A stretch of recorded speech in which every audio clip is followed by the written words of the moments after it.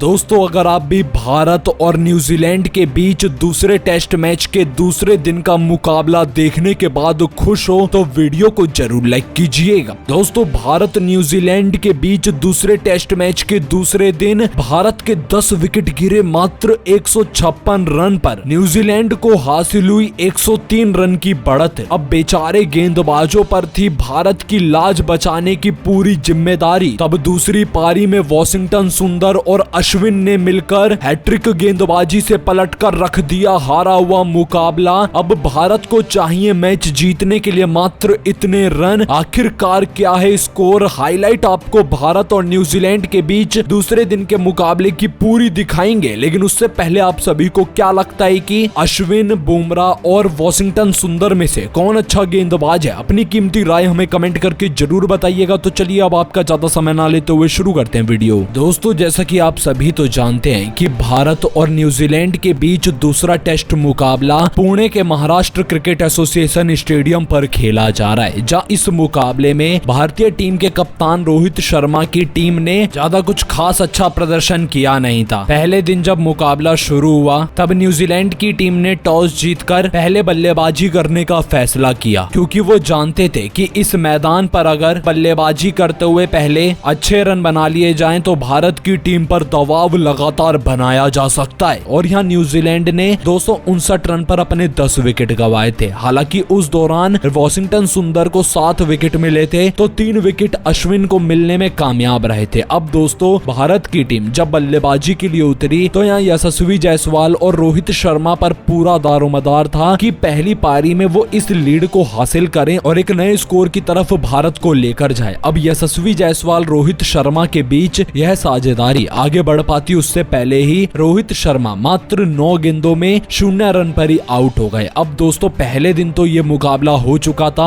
और भारत की टीम का प्रदर्शन उस दिन बिल्कुल भी अच्छा नहीं था। लेकिन दोस्तों आज दूसरे दिन के मुकाबले में भारत को बस उनके गेंदबाजों ने बचाकर रखा है, बाकी बल्लेबाजों से तो कोई उम्मीद लगाई नहीं जा सकती। दरअसल दोस्तों ऐसा इसीलिए क्योंकि जब दूसरे दिन का मैच शुरू हुआ तो यशस्वी जायसवाल और शुभमन गिल ने पारी की शुरुआत करी, जहां दोनों बल्लेबाजों को उम्मीद लग रही थी कि एक अच्छी साझेदारी देखने के लिए मिलेगी और 60 रन दोनों ने मिलकर जोड़ भी लिए थे। लेकिन दोस्तों इस दौरान दूसरा बड़ा झटका भारत की टीम को आज दूसरे दिन मिचेल सेंटनर ने दिया, जहां 72 गेंदों पर 2 चौके और 1 छक्के की बदौलत 30 रन बनाकर खेल रहे शुभमन गिल आउट हुए। अब दोस्तों शुभमन गिल का विकेट गिर जाने के बाद फिर मैदान पर उतरे विराट कोहली, जो कि मिचेल सेंटनर के आगे उनकी गेंदबाजी को पढ़ नहीं पाए और 1 रन बनाकर वो भी आउट हो गए। और इसी के साथ भारत ने अपने 3 विकेट 56 रन के कुल स्कोर पर ही गंवा दिए थे। भारत की टीम पर दबाव इस कदर बन चुका था कि भारत को कहीं से भी करके वापसी करना जरूरी था। लेकिन यहाँ यशस्वी जायसवाल और ऋषभ पंत पर अब पूरी जिम्मेदारी कप्तान रोहित शर्मा ने सौंप दी थी। लेकिन यहाँ यशस्वी और ऋषभ पंत साझेदारी को आगे बढ़ा पाते उससे पहले ही यशस्वी जायसवाल भी 27वें ओवर की चौथी गेंद पर ग्लेन फिलिप्स की आगे की बढ़कर डिफेंस करने के लिए गए। अब दोस्तों डेरिल मिचेल पीछे खड़े थे और गेंद बम्प होकर सीधा उनके हाथों में चली गई और 30 रन बनाकर यशस्वी जायसवाल की भी पारी यहीं समाप्त हुई और भारत ने अपना चौथा बड़ा विकेट गंवाया। अब ये 4 विकेट गिर जाने के बाद भारतीय टीम के लिए आखिरी उम्मीद ऋषभ पंत और सरफराज खान की बची हुई थी और ये दोनों बल्लेबाजों को बस यही कोशिश करनी थी कि इस मैदान पर कैसे भी करके अपने आप को संभाला जाए। अब ऋषभ पंत और सरफराज खान स्कोर को आगे बढ़ा पाते उससे पहले ही ऋषभ पंत, जो कि 18 गेंदों पर 18 रन बनाकर खेल रहे थे, उनको ग्लेन फिलिप्स ने बोल्ड आउट कर दिया और ये झटका लगते से ही भारत की आधी टीम 83 रन के कुल स्कोर पर ही पवेलियन वापस लौट चुकी थी। अभी भी दोस्तों भारत 150 रन से पीछे थी और यहाँ भारत के लिए सरफराज खान और रविंद्र जडेजा मैदान पर थे। लेकिन दोस्तों सरफराज खान को जब अहम मौके पर अच्छी बल्लेबाजी करके यहाँ थोड़ा टिक कर खेलना चाहिए था, वो अपना विकेट खो बैठे और 11 रन की पारी उनकी भी यहीं समाप्त हुई। और दोस्तों 95 रन के कुल स्कोर पर 6 विकेट गंवा देने के बाद भारत की बल्लेबाजी पूरी तरह से कोलैप्स होती हुई नजर आई। अब दोस्तों यहाँ लंच के बाद जब रविंद्र जडेजा और रविचंद्रन अश्विन मैदान पर बल्लेबाजी के लिए उतरे तो यहाँ रविंद्र जडेजा ने तो ठान लिया था कि वो रुकने वाले नहीं है और उन्होंने छक्के चौकों की बरसात करते हुए 46 गेंदों में 38 रन बनाए। लेकिन वो भी मिचेल सेंटनर को ही विकेट दे बैठे और वहीं रविचंद्रन रविचंद्रन अश्विन 4 रन बनाकर आउट हुए तो वाशिंगटन सुंदर ने 18 रन की पारी खेली नाबाद रहते हुए, तो आकाशदीप ने 6 रन बनाए और बुमराह 0 रन पर ही चलते बने, जिसका खामियाजा ये हुआ कि भारत की पूरी बल्लेबाजी मात्र 156 रन पर ही ढेर हो गई और टीम इंडिया को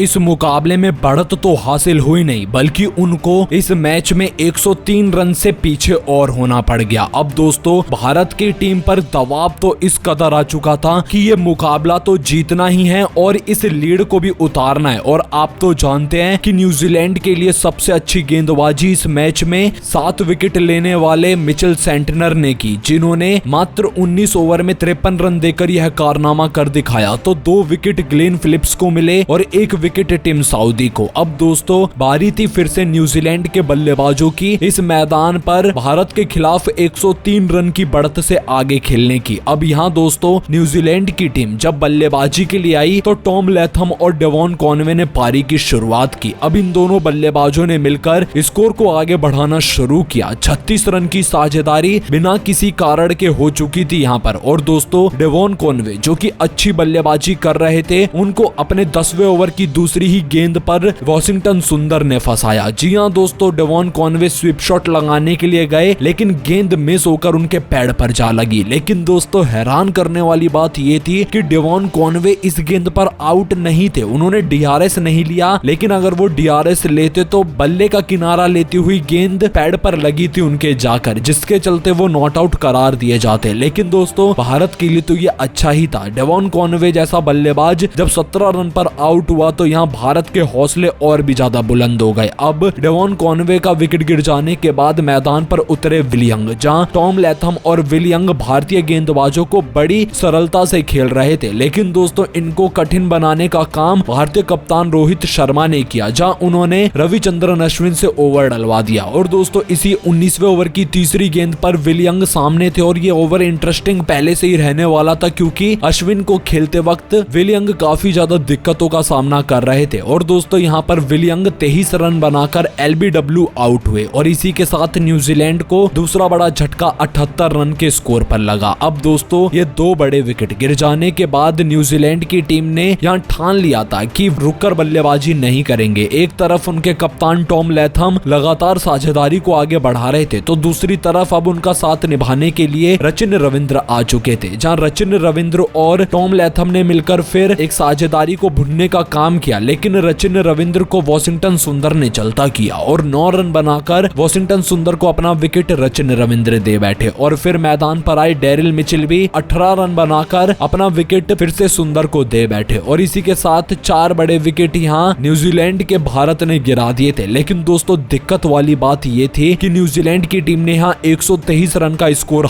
अचीव कर लिया था, जो कि भारत की लीड के हिसाब से देखा जाए तो 250 रन के ऊपर भारत के ऊपर लीड चढ़ चुकी थी। और इस मैदान पर भारत की टीम बस न्यूजीलैंड को उतना ही मौका दे सकती थी जितना कि वो खुद जीतने के लिए अचीव कर सके। और यहाँ आप तो जानते ही हैं कि इस मैदान पर 300-350 रन का लक्ष्य काफी ज्यादा मुश्किल भरा होगा और इसका खुद अंदाजा रोहित शर्मा को भी था। इसलिए कप्तान रोहित शर्मा ने तो ये डिसाइड ही कर लिया कि वो इस मुकाबले में ड्रॉ की तरफ ही जाएंगे। अब दोस्तों टॉम लैथम और टॉम ब्लेंडल ने मिलकर साझेदारी को आगे बढ़ाया है और आप सभी पूरा स्कोर भी देख सकते हो चौथे दिन के मुकाबले का। और अब आप सभी की क्या राय है भारतीय टीम के ऐसे गेंदबाजी और बल्लेबाजी प्रदर्शन को देख लेने के बाद, और आप वाशिंगटन सुंदर के लिए क्या कहना चाहोगे? अपनी राय हमें कमेंट करके जरूर बताइएगा।